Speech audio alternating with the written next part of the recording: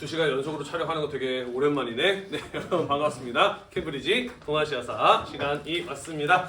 자, 이제 이번 시간에 우리 중간고사 시험 범위를 끝내볼까 해요. 지난 시간에 이어서 1940년대에 전개되었던 독립운동, 독립을 이루기 위한 노력은 어떤 것들이 있었는지에 대해서 이야기를 해보고요. 해방을 맞이하는 순간의 모습에 대해서도 같이 한번 이야기를 해보도록 하겠습니다. 같이 한번 봅시다.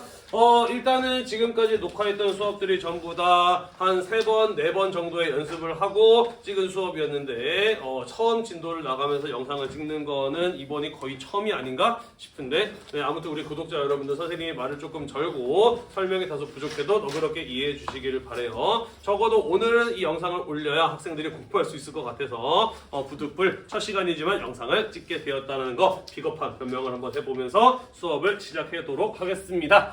자, 같이 한번 봅시다. 우리가 방금 어떤 이야기 했냐면은 김원봉의 중국 국민당 정부의 지원을 받아서 우한에서 조선의용대를 만들었습니다. 하지만 그들에게 주어진 역할은 보조적이고 비전투적인 역할밖에 아니었어요. 그죠? 자, 그래서 이에 불만을 품은 조선의용대는 국민당의 품을 떠나서 류양으로 이동했다가 일부는 조금 더 적극적인 항일 투쟁을 할 수 있는 화북지역으로 이동을 해서 조선의용대 화북지대를 결성하였다라고 이야기를 하였어요. 그죠? 그리고 김원봉을 비롯한 나머지 조선의용대의 경우에는 충칭으로 이동해서 대한민국 임시정부 쪽에 합류하게 되었다라고 이야기를 하였습니다. 그게 방금 우리가 설명한 부분이었던 것이었어요. 그죠? 자, 그런데 이 화북지역, 우리는 이쪽 지방, 이제 베이징에 있는 중국의 북부 지역을 화북지방이라고 이야기를 하는데 이 화북지방 경우에는요, 중국 공산당이 주로 활동하고 있는 지역들이었어요. 그러다 보니까 화북지방의 경우에는 사회주의적, 공산주의적 성향을 갖는 사람들이 많이 활동하는 지역이었고요. 만주에서 사람들이 넘어올 때도 아무래도 조금 비교적 가까운 화북지역에 많은 한국인들이 또 많은 한국인들이 건너와서 살고 있었던 것이죠. 자, 그래서 화북지역의 경우에는 일본과 조금 더 적극적으로 전투를 수행할 수 있는 지역이었으며 좀 더 많은 한국인들을 협력을 얻을 수 있는 지역이었고 사회주의적, 공산주의적 성향을 갖는 사람들이 주로 활동하던 지역이었다라고 이렇게 정리를 해볼 수가 있겠습니다. 자, 그래서 1942년에 화북지역에서 활동했던 독립운동가 김두봉을 중심으로 사회주의자들이 중심이 된 조선독립동맹이라고 하는 단체가 만들어지게 되었다라는 것이에요. 어디서 많이 들어본 글자들만 또 조합을 해가지고 새로운 단체가 만들어졌네. 그죠? 아까 이야기했던 것처럼 다소 헷갈릴 수 있습니다. 하지만 이 부분은 좀 중요하게 봐두도록 할게요. 해방을 맞이할 때까지 이제 안 바뀌어요. 김두봉이, 원봉 아니고요. 김두봉이 중심이 된 조선독립동맹이 만들어지게 되었다라는 것입니다. 자, 그리고 이 조선독립동맹 쪽에서는 조선의용대 화북지대에게 연락을 해요. 우리 같이 활동해보는 게 어떻겠느냐라고 제안을 하게 됩니다. 자, 그래서 조선의용대 화북지대가 조선독립동맹 산하의 독립군 조직으로 개편이 되면서 조선의용대 화북지대에서 조선의용 군으로 이름이 바뀌게 되었다라는 것이에요. 네, 김원봉이랑 처음에 만들 때는 조선의용대였어요. 그러다가 화북지역으로 이동한 다음에는 조선의용대 화북지대였고요. 그리고 조선독립동맹과 함께하기로 한 다음부터는 조선의용 군으로 이름이 바뀌게 되었다라는 것이 되겠습니다. 아까도 이야기했듯이 화북지역의 경우에는 중국 공산당이 활동하고 있는 지역이었다라고 이야기를 하였어요. 중국 공산당 산하에는 팔루군이라는 이름의 군사 조직이 있었거든요. 그래서 조선의용군의 경우에는 이 팔루군과 함께 화북지역을 중심으로 대일항전 일본과 맞서 싸우는 이러한 활동을 전개하였다라는 것이 되겠습니다. 이해되었나요?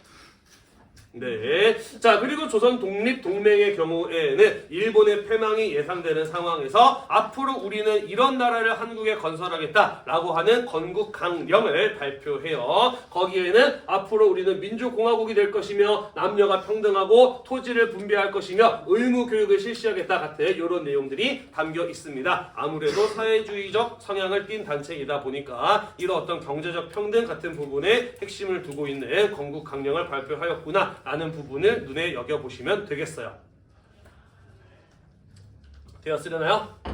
네. 자, 그래서 일단은 1940년대에는 화북 지역을 중심으로 조선 독립동맹과 그 산하의 조선의용군이 활동을 하고 있었다라고 이렇게 기억을 하고 넘어가시면 되겠습니다. 한편 류양에서 충칭으로 이동한 김원봉과 나머지 조선의용대 대원들의 경우에는 대한민국 임시정부와 그의 산하 부대인 한국광복군에 합류해서 활동하는 모습을 보이게 된다라는 것이에요. 넘어가도 될까요?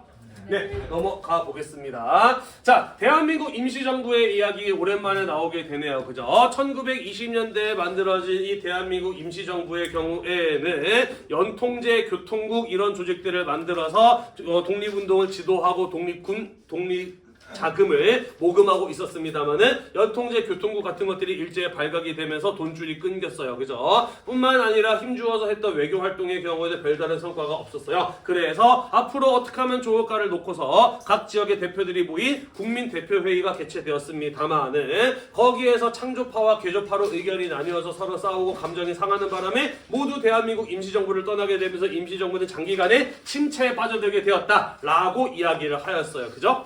네. 그리고 이러한 임시정부의 침체를 극복하기 위해서 김구 선생이 중심이 되어서 1930년대에 한인애국단이라고 하는 의열투쟁단체를 만들게 되고 거기에서 이봉창 의사의 의거 그리고 윤봉길 의사의 의거 같은 것들이 이루어질 수 있었다라고 이야기를 했습니다. 그래서 대한민국 임시정부의 존재감을 다시 한번 드러낼 수 있었고 그렇게 하게 되면서 다시 한번 대한민국 임시정부로 사람들이 모여들게 되면서 침체기에서 차츰 벗어날 수 있었다라고 이야기를 했었어요. 배운 기억 나나요? 네. 하지만 대한민국 임시정부의 존재감을 한국인들뿐만 아니라 일제에도 각인을 시켰던 게 바로 이봉창, 윤봉길 의사의 의거였던 것이죠. 그죠? 자, 그래서 이후에 상하이에 자리 잡고 있었던 대한민국 임시정부의 경우에는 본격적인 일제의 탄압을 받게 되면서 더 이상 상하이에 머무르지 못하고 이후에 중국 각지를 떠돌아다니다가 최종적으로는 1940년에 내륙 깊숙한 곳에 있는 충칭 지역에 정착을 하게 되었다라는 것입니다. 왜 그러냐면은 이 당시에 중일 전쟁이 일어나게 되면서 중국 국민당 정부의 수도도 충칭으로 이동을 하게 되거든요. 그래서 여기에 가면 중국 국민당이 도움을 받을 수가 있었기 때문에 임시정부도 중국 각지를 떠돌다가 최종적으로는 충칭 지역에 정착을 하게 되었다라고 볼 수가 있는 거예요. 이해가 되시죠? 자, 그리고 우리가 지난 시간에 이야기를 했습니다. 민족혁명당이 결성이 될 때 김구 선생의 경우에는 거기에 참여하지 않고 따로 한국국민당을 창당했다라고 이야기를 했어요. 그리고 민족혁명당에 들어갔다가 이탈해왔던 조소왕은 한국독립당, 지천천은 조선혁명당을 만들어서 이 세 단체가 한국광복운동단체연합회에 들어갔다라고 이야기를 했었잖아요. 그죠? 네, 그리고 이러한 세 개의 정당의 연합의 형태가 아니라 더 독립운동의 능력을 모으기 위해서 세 개의 정당을 합당 하나로 만들기로 해요. 그래서 1940년에 새로운 한국독립당이 만들어지게 되는 겁니다. 한국독립당이 한 3번 정도 나오죠. 그죠? 네, 네, 그래요. 여러분들이 화나고 짜증날 만한 거 다 이해가 됩니다. 하지만 목숨 걸고 독립운동 하신 분들도 있는데 이런 것 정도는 우리가 외워드려야 되지 않을까요? 맞아요. 네, 그렇게까지 치사하게 문제를 내지는 않았습니다만은 그래도 이 한국독립당이 어떤 한국독립당인지 정도는 구분할 수 있으면 좋지 않을까라고 생각을 합니다. 자, 아무튼 한국독립당이 만들어지게 되고요. 위원장은 김구였습니다. 그래서 한국독립당이 대한민국 임시정부의 집권 여당으로 자리 잡게 되었다라는 것이에요. 이해가 되시죠? 자, 그리고 김구를 주석 프레지던트 최고 지도자로 하는 단일 지도 체제를 이 대한민국 임시정부에서 마련하게 되었다라는 것입니다. 자, 이게 무엇을 의미하는 것이냐면은요, 국민대표회의가 결렬되고 난 이후에 대부분의 독립운동가들이 대한민국 임시정부를 떠나게 되었다라고 이야기를 했어요. 그래서 구심점이 사라졌기 때문에 한동안은 집단 지도 체제로 이루어지고 있었다라고 이야기를 했어요. 여러 명이 한꺼번에 이끌고 가는 집단 지도체제가 이루어지고 있었다. 사실 그리고 대한민국 임시정부는 이 집단 지도체제 하에서는 일할 사람도 없고 돈도 없어서 사실상 개점 휴업 상태였다라고 이야기를 했었잖아요. 그죠? 자, 그런데 김구를 주석으로 하는 단일 지도체제를 마련하게 되었다라고 하는 것은 무엇을 의미하는 것이냐? 이제 김구 선생이 우리는 무엇하겠다라고 선언을 하면은 그에 따라 대한민국 임시정부가 움직일 수 있는 장악력을 갖게 되었다라는 것이고 그에 따라 움직일 수 있는 자금력과 조직력을 대한민국 임시정부가 갖게 되었다라는 것을 의미한다라는 것이에요. 이해가 되시나요? 오랜 침체기가 끝이 나고 대한민국 임시정부가 다시 한번 본격적으로 활동할 수 있는 시스템을 마련하게 되었다라고 볼 수가 있는 겁니다. 이해되시죠? 네. 그리고 선생님이 지난 시간에 이야기했던 것처럼 우리의 독립운동이 성공적으로 마무리되기 위해서는 두 가지를 성공적으로 이루어지기 위해서는 분열되어 있는 민족운동 단체를 하나로 모을 필요가 있었다라고 이야기를 했어요. 그죠? 그 목적은 일본과 맞서 싸우기 위함도 있지만 해방되는 순간에 하나의 민족운동의 지도부를 구성하는 게 필요했기 때문이었다라고 이야기를 했어요. 그죠? 자, 그래서 우리가 앞 페이지에서 보았던 화북의 조선 독립동맹과 함께 통일전세 하나의 단체를 만들기 위한 방법들을 여러 가지를 모색을 하고 찾아보고 있었습니다만은 일본의 경우에는 원자폭탄이라고 하는 생각보다 강력한 무기에 맞아서 생각보다 일찍 항복해버리는 바람에 끝내 통일되는 순간 하나의 통합된 단체를 만들지 못하고 해방을 맞이하게 되었다라는 이야기인 것이에요. 이해가 되나요?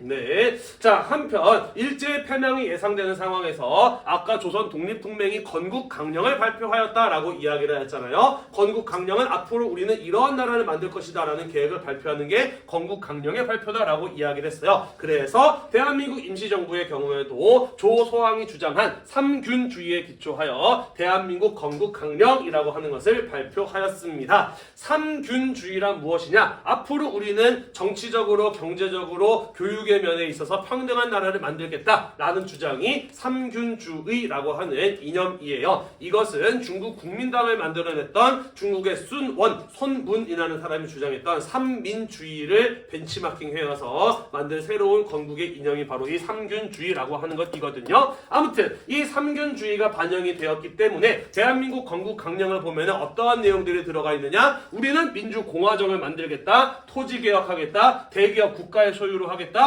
무상교육 실시하겠다 같은 이런 내용들이 담겨 있었다라는 것이에요. 이해되나요?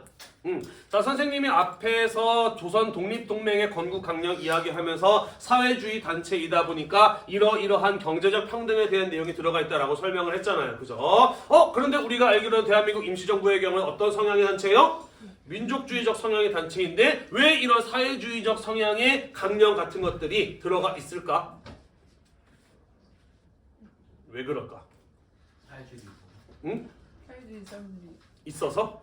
뭐 그럴 수도 있는데 어쨌든 일제강점기 그 이전부터 조선 말기부터 우리나라 사회는 워낙 경제적 불평등이 심각한 나라이다 보니까 민족주의자라고 할지라도 적어도 토지나 대기업과 같은 이런 문제에 대해서는 경제적 평등의 요구를 받아들일 수밖에 없었다라는 것이죠. 그리고 이러한 건국 강령 같은 것들이 해방 이후에 우리나라가 정부를 세우고 헌법을 제정하는 데에도 상당히 많은 영향을 미치게 됩니다. 그래서 꽤나 우리나라 현재 대한민국 헌법에 보면은 사실 이런 어떤 경제적 평등에 대한 내용들이 많이 반영되어 있는 모습들을 볼 수가 있어요. 가끔 가다가 백분토론 같은 데에서 어떤 경제적 평등을 요구하는 정책 같은 것들을 주장하는 사람들이 있으면 반대쪽 패널에서 당신들은 반대한민국적인 사람들이야 라고 이렇게 반대하는 보수적인 패널들이 있는데 가장 대한민국적인 게 뭐예요? 헌법 아닌가요? 헌법에서 사실 이런 경제적 평등의 내용이 들어가 있거든요.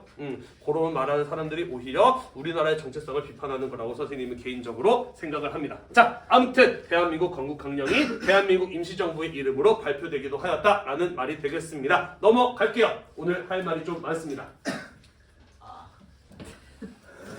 자, 지금까지 대한민국 임시정부의 경우에는 자신들이 지휘할 수 있는 군대를 제대로 가져본 적이 없어요. 그죠? 육군 중앙 참의부 같은 것이 있기도 했습니다만 사실 그것도 대한민국 임시정부가 직접 만들고 지휘할 수 있는 군대는 아니었다라는 거 이야기를 했었죠. 그죠? 자, 하지만 이제 독립운동가들이 대한민국 임시정부로 다시 모여들었고 김구를 주석으로 하는 단일지도 체제를 만들게 되면서 군대를 만들고 운영할 수 있는 능력을 대한민국 임시정부가 갖게 되었다라는 것이죠. 자, 그래서 1940년 한국광복군을 창설하였는데 이게 곧 대한민국 임시정부의 정규 군대였다라는 것이에요.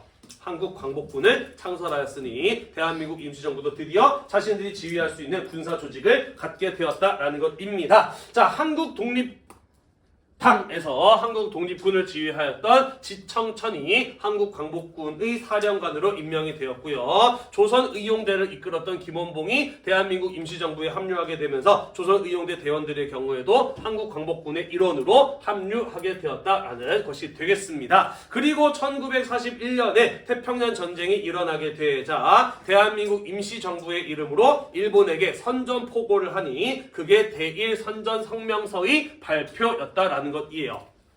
사실 이 부분 대단히 중요합니다. 아까도 이야기하였듯이 우리의 해방을 이 일본이 연합국에 의해서 패망을 하였기 때문에 맞이한 측면도 분명히 존재했다라고 이야기를 했어요. 그죠? 따라서 일제가 패망하고 난 이후에 우리의 나라를 만들어가는 과정에서 우리의 요구를, 우리의 입장을 반영하기 위해서는 우리도 그렇죠. 일본이 패망하는데 뭔가 기여했다. 우리도 그들과 맞서 싸웠다. 우리도 승전국의 일원으로 권리를 요구할 수 있다. 라는 이런 말을 할 수가 있어야 되는 거예요. 그죠? 자, 그래서 대한민국 임시정부의 경우에는 일본에게 대일선전성명서를 발표하는 선전포고를 하는 이런 모습을 보였다라는 것이죠. 대한민국 임시정부가 승전국으로 인정을 받는 것이 대단히 중요했기 때문이었다라는 겁니다.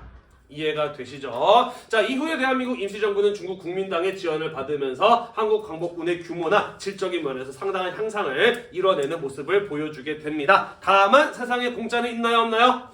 없어요. 그죠? 그래서 한국 광복군의 경우에는 중국 국민당의 지원을 받았기 때문에 한국 광복군의 경우에는 아까 우리가 이야기했던 조선의용대와 마찬가지로 중국 국민당의 지위나 그들이 허용해주는 범위 안에서밖에 활동할 수 없는 이러한 한계를 보이기도 했다라는 거예요. 교과서에는 그게 한국 광복군 행동준순 9개항이라고 하는 것이 나와 있습니다. 그래서 중국 군사위원회 간섭을 받았습니다만은 이들의 간섭과는 별개로 독자적인 작전을 펼치기 위한 이러한 어떤 작전권들을 협상을 통해서 꾸준히 확보해 나가는 모습을 보이기도 하였다라는 것이에요. 지금도 중국 충칭에 가면은 당시 대한민국 임시정부의 청사로 쓰이던 건물이 그대로 남아있다라고 해요. 여기서 이제 귀국하기 직전에 임시정부의 요인들이 함께 여기 있는 계단에 쭉 서가지고 사진을 찍은 게 유명한 요 사진이 있거든요. 그래서 지금도 한국인 관광객들이 여기 충칭에 관광 가면은 꼭 여기 계단에 서가지고 이런 자세로 같이 사진을 찍고 오는 것들을 구글 검색해 보다 보니까 많이 나왔더라고요. 한국 광복군 아까 말했듯이 중국 국민당의 지원을 받았다라고 이야기를 했습니다. 그래서 여기 총사령부 수립 사진을 보면은 태극기하고 중국 국민당의 깃발인 청천백일기였나? 네, 아무튼 이 깃발이 함께 있는 이런 모습들을 볼 수가 있는 것이죠. 넘어가도 될까요? 네, 할 말이 많으니 후딱후딱 넘어가겠습니다. 자, 그래서 한국 광복군의 경우에는 어찌되었든 연합국의 일원으로 활동을 하고자 하였다라는 것이고요. 그래서 인도라든지 미얀마 지역에서 일본군과 전투를 벌이고 있었던 영국군과 함께 공동작전을 수행하는 구대로 공작대가 파견이 되기도 하였다라는 것이에요. 아까 우리가 조선의용대 이야기했던 것처럼 한국인들의 경우에는 일본어에 능숙했기 때문에 이러한 전선 지역에서도 일본어를 통역을 하고 일본 사람을 잡아서 고문하고 정보를 캐내고 하는 이런 어떤 작전 같은 것들을 수행할 수가 있었다라는 것이 되겠습니다. 자, 한편 미국의 경우에도요, 이 한국 광복군과 함께 작전을 계획을 하기도 해요. 그게 바로 미국 전략사무국 OSS와 협약을 맺어서 국내 진공작전, 독수리 작전을 계획한 것이었다라는 것입니다. 아직 핵무기를 사용하기 이전이었어요. 핵무기가 얼마나 강력한 위력을 가지고 있는지 정확하게 알 수 없는 상황이었고 아직까지 연합국 쪽 입장에서는 일본이 상당히 강한 전투력을 아직까지도 가지고 있다라고 생각을 했습니다. 그러다 보니 이 일본군들을 무장 해제시키는 과정에서도 얼마나 큰 피해가 발생할 것인가 미국 입장에서도 충분히 우려가 되는 상황이었다라는 것이죠. 그래서 일본군을 무너뜨리려면 외부에서 충격을 주는 것도 중요하지만 내부에서 차츰차츰 무너뜨리는 방법도 사용하려고 했던 것이죠. 이해가 되나요? 자, 그래서 오늘날 CIA 중앙정보국이 원래는 OSS라고 하는 첩보기관이자 특수작전부대였거든요. 그래서 한국 광복군의 대원들을 국내에 침투시키고 그래서 국내에서부터 일제 식민 통치를 무너뜨리면서 내부적인 충격을 주면서 일본의 무장해제를 이루려고 했던 작전, 그게 바로 국내 진공작전, 독수리 작전이었다라는 것이죠. 이해가 되시죠? 아까도 이야기했듯이 대한민국 임시정부가 승전국의 일원으로 인정을 받아야 됐어. 나아가서 우리도 일제가 패망하는데 분명한 역할을 했다 라고 하는 것을 실제로 보여주고 그러한 성과를 남길 필요가 있었기 때문에 대한민국 임시정부 입장에서는 반드시 실행해야 되는 계획이었다라는 것이죠. 그리고 실제로 버튼 하나만 누르면 바로 침투할 수 있는 그 준비 직전 단계까지도 가기도 했어요.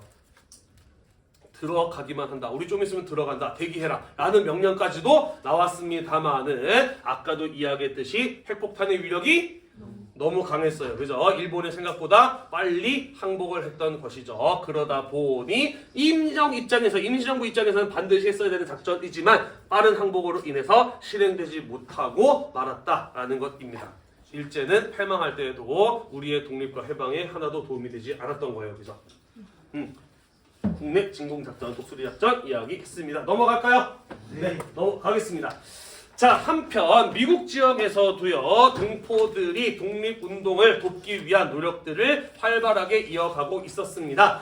미국 지역에는 여러 개의 한국인 단체들이 있었는데 그 가운데 가장 큰 규모의 9개의 한인 단체들이 연합을 해서 재미한족연합위원회라고 하는 것을 만들었고요. 이 사람들은 미국에서 인종차별 같은 것들 당하면서 굉장히 힘들고 험한 일을 하는 어려운 삶을 이어가는 사람들이었습니다만은 그런 사람들이 또 자기 먹을 거 입을 거 아껴가서 십시일반 돈을 모아서 모금운동을 합니다. 그러면서 대한민국 임시정부의 활동을 재정적으로 후원해주는 이러한 모습들을 보이게 돼요. 자, 한편 이 재미한족연합위원회의 경우에는 태평양 전쟁, 일본과 미국 사이의 전쟁이 벌어지게 되자 한국인과 일본인을 구분하기 위한 신분증을 발급을 해서 한국인들을 보호하는 활동을 전개하기도 해요. 뭔 소리냐? 태평양 전쟁 미국과 일본이랑 싸운 전쟁이었잖아요. 태평양 전쟁이 일어나기 전에 미국으로 건너가서 살고 있는 일본인이 있었을까 없었을까? 당연히 한국인만큼이나 꽤나 많았죠. 자, 그러다 보니까 태평양 전쟁 이후에는 미국에 살고 있는 일본인들이 어떤 일들을 종종 겪었을까? 전쟁 이전에 미국에 건너가 살고 있는 일본인들이 있었어. 근데 일본이랑 미국 사이에 전쟁이 터졌어. 미국에 사는 일본인들 어떤 일들을 종종 겪었을까? 그렇지. 맞거나 하는 이런 어떤 인종차별 당하고 두들겨먹는 이런 린치 같은 걸 막 당했겠죠. 그죠? 그런데 미국 사람들이 보기에 한국인, 일본인 구분돼요? 안 돼요? 안 돼요. 그죠? 그러다 보니까 한국인들이 억울하게 피해를 당한 일들을 막기 위해서 한국인과 일본인을 구분할 수 있는 신분증 같은 것들을 발급하기도 하였다라는 것입니다. 이해가 되시죠? 자, 한편 이미 한국 사람들이 많이 모여 살고 있었던 LA 로스앤젤레스에서는 한국인들을 모아서 한국인 청년들을 모아서 한인 국방경위대 일명 맹호군이라고 하는 군대를 조직을 하기도 합니다. 미국 사령부에게 요청을 해서 허가를 받은 군대였고요. 이들은 이후에 국내 진공작전 같은 것들을 아닌가? 잠깐만, 그게 아니다. 아이고, 네. 첫 번째로 수업하다 보니까 살짝 헷갈릴 수 있어요. 자, 한인 국방경위대 맹호군이라고 하는 군대를 조직을 하기도 하고요. 대원 모집에 들어가서 많은 한국인 청년들의 지원자를 모아서 미국 내에 만들어진 독립군 조직, 그게 바로 한인 국방경위대 일명 맹호군이었다라는 것이고요. 대한민국 임시정부도 이들을 한국 광복군의 일원으로 인정하기도 했다라는 것입니다. 됐죠? 네, 넘어가겠습니다. 자, 한편 이 재미한족위원회의 경우에는요, 워싱턴, 미국의 정치의 중심인 워싱턴에다가 외교위원회를 설치를 했어요. 그래서 미국 정부가 대한민국 임시정부를 한국을 대표하는 진짜로 임시정부일 것은 임시정부임을 승인하도록 인정을 받도록 노력을 했습니다만은 끝내 인정을 받지는 못했어요. 미국 정부가 대한민국 임시정부를 한국을 대표하는 독립운동 단체로 유일한 임시정부로 인정을 하지는 않았다라는 것입니다. 왜 그랬을까요? 자, 일단은 외교위원회의 이러한 노력은 왜 이루어졌을까? 아까도 이야기했듯이 해방을 맞이할 때 어떤? 그렇죠. 분열을 막고 유일한 연합국들, 미국을 비롯한 외국들한테 이들이 한국을 대표하는 단체라고 할 수 있는 인정받은 단체가 있어야 되기 때문에 외교위원회를 설치하고 이런 활동을 했던 것으로 볼 수가 있는 거죠. 그죠? 자, 그러면 미국 정부는 왜 대한민국 임시정부를 유일한 임시정부로 인정을 해주지 않았느냐? 일단은 미국도 알고 있어서 대한민국 임시정부가 유일한 단체가 아니라는 사실을 알고 있었기 때문에 한국 독립운동 단체들에 대한 그런 어떤 상황을 파악하고 있었기 때문에 안 해준 면도 있습니다. 하지만 또 무엇보다도 중요한 이유는 무엇이냐면요, 이런 거죠. 아까 중국 국민당이 왜 항일투쟁에 적극적으로 나서지 않았다라고 이야기를 했지? 중일전쟁이 끝나고 나면은 공산당이랑 싸워야 될 것이 예상되었기 때문에 소극적이었다라고 이야기를 했잖아요. 그죠? 자, 미국은 어땠을까? 독일, 이탈리아, 한국 이런 나라들이 전부 다 패망하고 난 다음에는 세계는 어떻게 될까? 그렇죠. 미국을 중심으로 한 자본주의 국가와 소련을 중심으로 한 공산주의 국가들 간의 대결로 이어질 것이 불보듯 뻔했다라는 것이죠. 그죠? 자, 그러다 보니까 미국 입장에서는 일제가 패망하게 되었을 때 한국을 즉각적으로 독립시키는 것보다는 무엇을 하고 싶어 했느냐? 신탁 통치를 하고 싶어 했어요. 유엔과 같은 이 국제연합과 같은 이 국제기구에서 일정 기간 동안 감독을 하면서 이 나라가 스스로 독립할 수 있는 능력을 갖출 때까지 대신 통치라는 신탁 통치를 하고 싶었던 거예요. 그렇게 하면은 유엔, 아무래도 미국의 입김이 강하다 보니까 한반도에 어떤 나라가 만들어질 가능성을 높일 수 있어요? 자본주의 국가를 만들 가능성을 높일 수 있어요. 그죠? 그렇게 되면은 한반도에서 소련이나 중국과 같은 이런 나라들을 견제한다거나 이런 것들이 또 가능해지잖아요. 그죠? 이런 것들을 생각을 하고 있었다. 한국의 독립운동단체들, 과연 쟤네들이 어떤 인류적 성향을 가지고 있는가 100% 믿을 수 없다라는 게 미국 정부의 입장이었기 때문에 끝내 승인을 받지 못하고 외면당했다라는 것입니다. 이해가 되시죠? 정신 좀 차려보세요. 2시간 연속이니까 힘들지, 그지? 자, 한편 미국은 미국대로 또 국내에 한국인들을 진입시켜서 일본군을 내부에서부터 무너뜨릴 계획을 가지고 있었습니다. 그게 바로 무엇이냐면 넵코 작전이라고 하는 것이었습니다. 미국 OSS가 또 주도해서 미국에 살고 있는 한국인 청년들이라든지 아니면은 일본군으로 강제 징병 당했다가 탈출한 병사들 아니면은 일본군과 전투에서 잡았던 한국인 포로들 이런 사람들을 이용을 해서 한반도에 침투시켜서 일본을 내부적으로 또는 한반도에서의 일본의 식민 통치를 내부적으로 무너뜨릴 이런 어떤 작전을 계획하고 있었다라는 것이죠. 이해가 되시죠? 자, 이것 역시 우리나라가 일제의 패망에 일정 부분 기여하였고 연합국의 일원으로 인정받기 위해서 꼭 실행해야 됐던 작전이었습니다만은 아까도 이야기했듯이 생각보다 일본이 일찍 항복해버리는 바람에 실행하지 못하고 그저 끝나버리고 말았던 작전, 그게 바로 넵코 프로젝트라고 하는 것이었다라고 해요. 왜 여기다 빨간색으로 해놨냐면 여러분들 교재에 오타 있지 않나요? 항속으로 되어 있죠, 그죠? 네, 비읍 옆에 바로 씌우신 거 알지, 그지? 네, 빨리 쓰다 보니까 오타인가 보네요. 항복으로 오타를 수정해 주시면 되겠습니다. 여담입니다만은 유한양행, 유엔 킴벌리 이런 거 들어봤나요? 그리고 우리 아주 굴지의 대기업인데요. 그것을 만든 이 유일한 박사 역시 미국의 유학생으로 갔다가 이 넵코 작전에 포섭이 되어서 국내 침투를 준비하고 있었다라고 해. 그러다가 실행이 되지 못하고 한국에 돌아와서 이후에 기업을 세우고 운영해 나갔던 사람이라고 합니다. 유한양행 같은 경우에는 굉장히 복지 사업도 많이 하고요. 이 유일한 회장의 경우에는 우리 기업의 이윤의 추구가 아니라 국가와 민족이 발전할 수 있어야 된다라고 해서 상당히 많은 자선 사업 같은 것들을 했던 사람이기도 해요. 죽고 난 다음에 자기 전 재산을 사회에다 기부했던 사람이기도 하죠. 그리고 되게 재밌는 거는 죽을 때까지도 이 사람이 넵코 작전에 기획된 사람인 줄 몰랐어. 이게 비밀 프로젝트였기 때문에 절대로 입 밖에 내지 말라고 하는 이런 어떤 미국 정부의 약속, 압박, 협박을 받아가지고 죽을 때까지도 스스로 말을 하지 않았고 나중에 죽고 난 다음에 이 일원이었다는 사실이 밝혀지기도 합니다. 넘어갈게요. 자, 한편 일본이 패망할 것이 예상되는 상황에서 국내에서는 어떠한 움직임이 있었는지 살펴보도록 하겠습니다. 자, 1944년에 국내에서는 조선 건국동맹이라고 하는 것이 결성이 되어 누가 중심이 되어서 조직이 되었느냐? 여기 나와 있는 몽양 여홍련 선생이 중심이 되어서 조직이 된 단체였습니다. 44년쯤 가게 되면 일본이 조만간 패망할 것이라고 하는 것을 누구나 다 예상할 수 있는 상황이었거든요. 자, 그런데 일본의 식민 지배를 받고 있는 상황에서 일본의 패망이 갑작스럽게 결정이 된다면 우리나라 안에서는 어떤 일이 벌어질 수 있을까? 혼란이 벌어질 수 있겠죠, 그죠? 일본이 지금까지 한반도의 식민지 정부 역할을 하고 있었잖아. 근데 일본이 패망한다? 우리나라 어떤 식이 될 수가 있어요?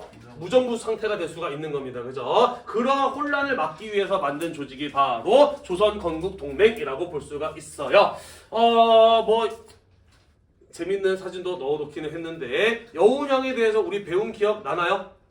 안 나나요? 네, 이분은 예전에 조만간 파리 강화 회의에서 민족 자결주의 선언이 있을 것이다 라는 소식을 상하이에서 먼저 듣고 신한 청년당이 중심이 되어서 3.1운동을 기획하고 주도했던 사람이 바로 이 여운형 선생이었다라고 이야기를 했습니다. 또 이름을 자주 보게 될 것이라고 이야기를 했었잖아요. 그죠? 자, 이후에 대한민국 임시정부에도 참여했던 인물이고요. 이념적 성향을 구분해보자면 이분도 사실은 민족주의자나 사회주의자, 공산주의자 모두 다 가리지 않았던 분이에요. 다만 조금 이 공산당 쪽에 가서 국제공산당 쪽에서 조금 활동했던 경력이 있다 보니까 아무래도 중간이지만 조금 사회주의적 성향에 가까운 중도 좌파로 분류되는 사람이 바로 이 여운형 선생이라고 하는 분이 되겠습니다. 소련이나 중국 공산당과도 굉장히 우호적인 관계를 갖고 있었던 사람이었고요. 여기 사전에서 보다시피 몸이 되게 좋았던 사람이요. 피지컬이 뛰어났던 분이라고 합니다. 실제로 대한민국 임시정부가 침체기에 빠져들게 되었을 때 중국 푸단대학교라고 하는 곳에서 체육학과 교수로 재직을 했던 사람이 있던 분이 또 이 여운형 선생이기도 하고요. 해방 이후에는 초대 대한체육회 회장을 역임했던 분이기도 합니다. 굉장히 몸을 만드는 일에 관심이 많았던 분이라고 해요. 그래서 이제 가끔 사람들 모아놓고 막 이렇게 연설을 하는데 듣는 사람들이 저기 있는 학생들처럼 이렇게 꾸벅꾸벅 졸고 있으면은 갑자기 우통을 확 벗는 거지. 그리고 여러분, 우리가 독립을 이루기 위해서는 개인의 신체적 단련도 소홀히 해서는 안 됩니다 라고 이렇게 이제 근육 자랑을 하는 거예요. 그럼 사람들이 와 하고서 막 박수를 보냈다라고 하는 굉장히 재밌는 분이에요. 독립운동가이기도 하지만 또 되게 유머러스한 그런 어떤 사람이기도 하였다라고 합니다. 여기 옷 입은 거 보이나요? 네. 옛날 사진이지만 잘 입었다는 생각이 드나요? 네. 굉장히 패셔니스타였다라고도 하고요. 지금 우리 눈에 보기에는 미남인가? 잘생겼나? 라는 생각이 살짝 들기도 하지만 이때 당시에 여운형을 만났던 모든 사람들은 독립운동가 중에서 제일 잘생긴 사람이었다 라는 이야기를 할 정도로 미남이고 또 인기도 많은 사람이 바로 이 여운형 선생이었다라고 해요. 이 중국에서 체육대학교 교수로 재직을 하고 있다가 일본 경찰에 잡혀서 국내로 송환이 돼요. 그래서 서대문 형무소 여러분들 다녀왔죠? 사진 봤나요? 거기 가면 있는데? 네, 서대문 형무소에 수감되어 있다가 풀려나오고 난 이후에는 조선중앙일보라고 하는 신문을 만들어서 경영을 하기도 해요. 그러다가 송기정 선생 들어봤나요? 베를린 올림픽에서 마라톤에서 1등을 해서 가지고 시상대에서 금메달 거고 이제 시상을 하는데 가슴에 일장기가 달려 있으니까 이 사람이 만든 조선 중앙일보하고 동아일보에서 일장기를 삭제를 한 다음에 신문을 내보냈다가 문제가 됐던 거 들어봤죠, 그죠? 네, 그때 이제 이 사람이 만든 신문사도 폐간이 되는 이런 일을 겪기도 합니다. 오랫동안 국내에서 활동을 했기 때문에 김구나 이승만보다 국내에서는 훨씬 더 인기가 많은 사람이었고요. 우리 지난번에 이런 얘기 하지 않았나요? 해방 이후에 누가 초대 대통령이 되면 좋겠는가 설문조사했을 때 김구나 이승만을 제치고 1위로 올렸던 사람이 또 이 몽양 여운형 선생이라고 하는 사람이기도 했습니다. 굉장히 만나는 사람마다 허물없이 대했던 사람이기도 하고요. 해방 이후에 이 사람이 어떤 사람인가를 파악하기 위해서 미국이 과거 조선 총독이었던 일본 조선 관리들한테 여운형 어떤 사람이냐고 철저하게 물어봤는데 조선 총독들이었던 사람들이 한마디로 다 같이 하는 말이 이 사람은 건들지 마라. 이 사람은 너 쉽게 건드릴 수 없었다. 그리고 만약에 한국에서 어떤 일을 하고 싶다면 반드시 이 사람은 통해야 될 것이다 라고 이야기했었던 만큼 국내에서 굉장히 중요한 거물 같은 인물이 바로 이 여운형 선생이었다는 것이에요. 아무튼 이해가 되죠? 자, 그래서 그런 사람이 중심이 되었어요. 그래서 민족주의자, 사회주의자 할 것 없이 모두 이 조선 건국 동맹에 참여했던 것이고요. 전국적으로 조직을 확대해 나가고 농민 동맹 같은 것들을 조직을 하면서 아까도 이야기했듯이 일본이 패망하게 되었을 때 한반도의 무정부 상태가 될 수 있기 때문에 그러한 상황에 대비하고자 하는 비밀 결사가 바로 이 조선 건국 동맹이었다라는 것입니다. 이해가 되시죠? 자, 그리고 국내에서 징병이나 징용으로 끌려갈 사람들을 숨겨준다든지 아니면 일본이 쌀을 강제 공출하기도 하잖아요. 그죠? 공출 반대 운동 같은 것들을 전개하면서 국내에서 일제 침략 전쟁을 방해하는 활동을 했던 인물이 또 이 여운형 선생 그리고 조선 건국 동맹이라는 것입니다. 요거는 우리 기말고사에도 또 한번 나올 거예요. 잘 기억해 두도록 합시다. 아까도 이야기했듯이 해방을 맞이했을 때 우리는 어떠한 단체를 만드는 게 중요했다?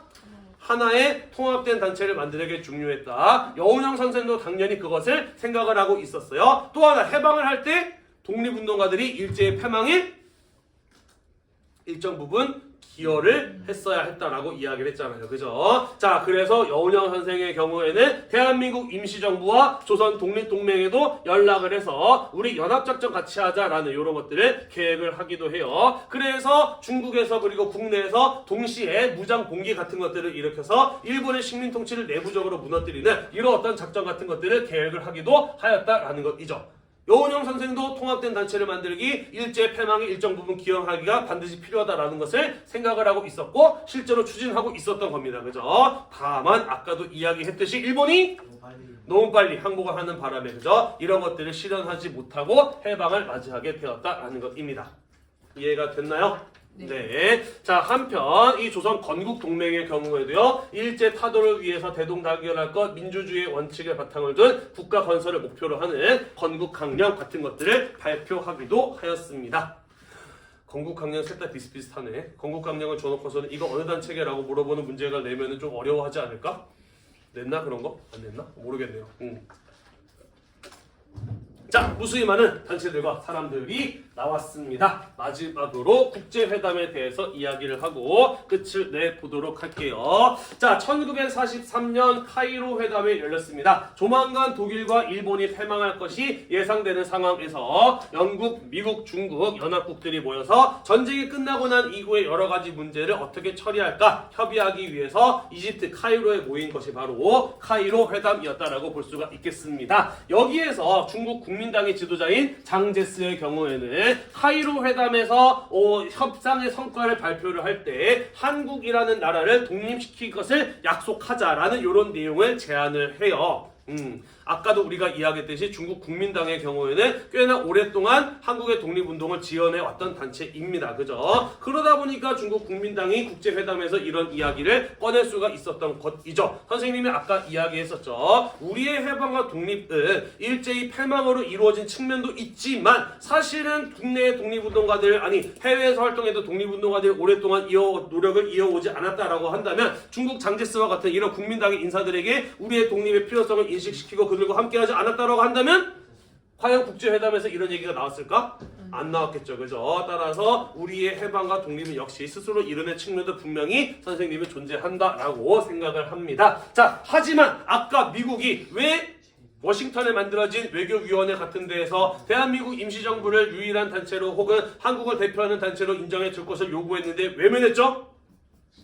그렇지. 전쟁이 끝나고 나면은 소련 공산권과의 대결이 예상되는 상황에서 한반도에 미국에게 우호적인 정부를 만들기 위해서는 신탁 통치를 하는 것이 좋다라고 생각했기 때문에 미국은 중국의 그러한 제안에 반대해서 신탁 통치안을 제시하였다라는 것이죠. 그리고 한국 문제는 사실 그렇게 이 국제회담에서 중요한 문제는 아니었어요. 그래서 독립시킨다, 신탁 통치한다, 뚜렷한 결론을 내리지는 않고 어물쩍 넘어갔습니다. 적절한 시기에 한국이 자유롭고 독립적으로 될 것이라는 결의문을 발표해요. 하지만 핵심은 뭐예요?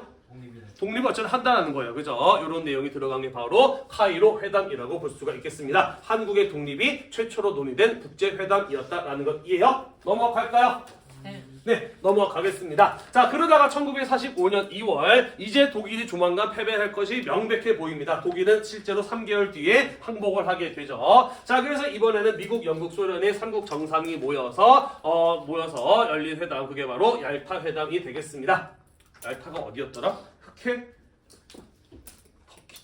쪽에 있는 휴양섬이었던 걸로 알고 있어요. 얄타에 모여서 회담을 열었습니다. 독일과의 전쟁이 끝나고 난 이후에 독일과의 전쟁을 마무리한 소련이 일본과의 전쟁에 참여할 것을 비밀협정으로 이 얄타 회담에서 맺게 됩니다. 왜 소련이 일본과의 전쟁에 참여할 것이 결정이 되었을까? 미국 입장에서는 소련이 일본과의 전쟁에 끼어드는 게 좋을까 싫을까? 일단은 썩 내키지는 않았을 거예요. 그죠? 왜냐면은 그렇게 되면은 아시아 지역에서 소련의 영향력을 인정을 해야 되니까, 그지? 하지만 이때는 아직 핵폭탄이 떨어지기 전의 상황이었어요. 일본이 무척이나 강력한 저항을 할 것으로 예상되는 상황이었기 때문에 미국은 내키지는 않지만 소련의 참전을 원했던 것이죠. 그래야 자기들의 피해를 줄일 수 있었던 것이에요. 소련의 경우에는 이번 기회에 러일 전쟁 때 일본에게 빼앗겼던 영토를 회복할 수 있을 것을 이 생각을 하였던 것이죠. 다만 영국 수상이었던 처칠이 이런 거 대놓고 얘기하지는 말자라고 제안을 해서 비밀협정으로 맺어졌다라고 합니다. 이해가 되시죠? 자, 그리고 2차 세계대전이 끝나고 난 이후에 패전국가 그리고 식민 지배를 받던 나라들에는 민주 세력에 의한 임시정부의 구성 그리고 자유선거를 통한 정부의 구성 원칙 같은 것들을 마련했던 국제회담이 바로 이 얄타 회담이었다라고 볼 수가 있겠습니다. 되셨나요? 네, 넘어갈게요. 자, 그리고 독일이 항복하고 난 이후에 일본만 남아있는 상황에서 미국, 영국, 소련이 다시 한번 포츠담에 모였습니다. 그래서 포츠담에서 독일 문제를 어떻게 처리할 것인가, 그리고 앞으로 일본과의 전쟁을 어떻게 해나갈 것인가에 대해서 논의를 하게 되었습니다. 그리고 여기에서 일본은 아무런 조건 없이 항복할 것, 무조건 항복할 것을 촉구, 요구하게 되는 것이었고요. 맨 처음 모였던 카이로 회담에서 합의된 모든 조항들 이행할 것을 강조합니다. 아까 어떤 내용 들어가 있었어요? 한국을 독립시킨다라는 내용이 카이로 회담에 들어가 있었죠. 그죠?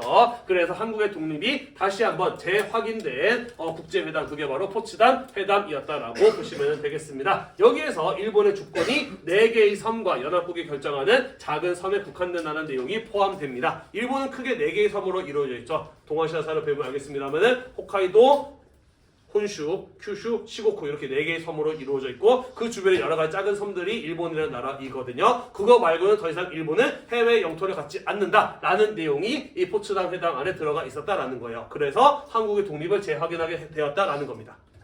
됐죠? 네. 네.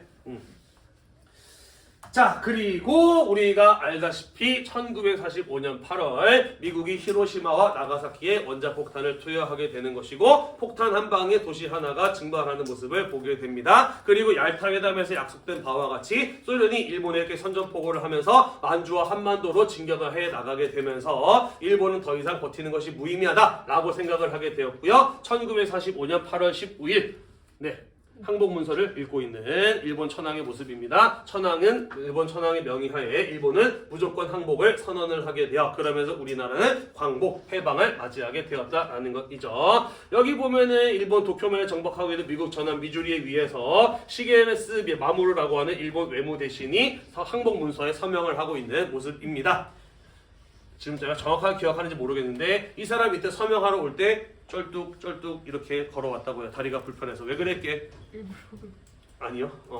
그 윤봉일 의사가 상하이 훈커우 공원에서 폭탄을 던져서 많은 사람들을 죽거나 다치게 만들었다고 했잖아. 그지? 그때 다리 다쳤던 사람이에요. 재밌지, 그지?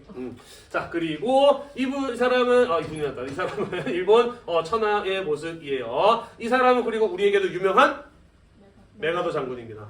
메가도 장군은 태평양 사령관이었고요. 그리고 일본에 들어와서 천황제 같은 거 없애버리려고 했는데 일본 천황이 와서 일본어로 쇼부를 봅니다. 협상을 해요. 천황제를 그대로 유지해주면은 내가 일본 국민들을 잘 이끌어서 당신의 일본 통치에 협력하겠다라고 제안을 합니다.